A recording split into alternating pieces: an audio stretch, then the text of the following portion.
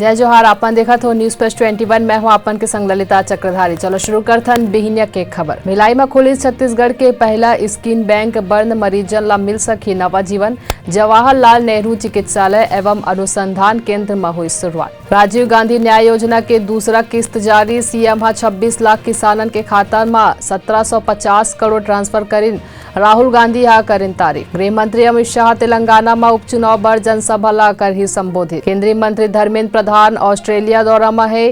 पहली दिन भारतीय प्रवासी लेकर ही बातचीत। पंजाब में आतंकी हमला के अलर्ट। ISI चंडीगढ़ और मोहाली ला दहलाए के रचित साजिश। मनीष सिसोदिया पीएम मोदी के वीडियो ट्वीट कर कहीं CBI छापन के बारे में जरूर सुनाओ। जम्मू कश्मीर के राजौरी में मूसलाधार बारिश के बाद उफान में दरहरी नदी बाढ़ जैसे हालात। 26/11 जैसे आतंकी हमला के धमकी दे वाला शख्स मुंबई के विरार ले अरेस्ट। दिल्ली में कोरोना के 1109 मामला, 9 लोगन के हुई मौत। आंध्र प्रदेश के कोनसीमा जिलन में शादी समारोह में दूषित खाना खाए ले 17 लोगन हुई बीमार। ऐसा जानकारी ले लगातार अपडेट रहे बार देखत रहो न्यूज प्लस 21 आप मन के हक के बाद।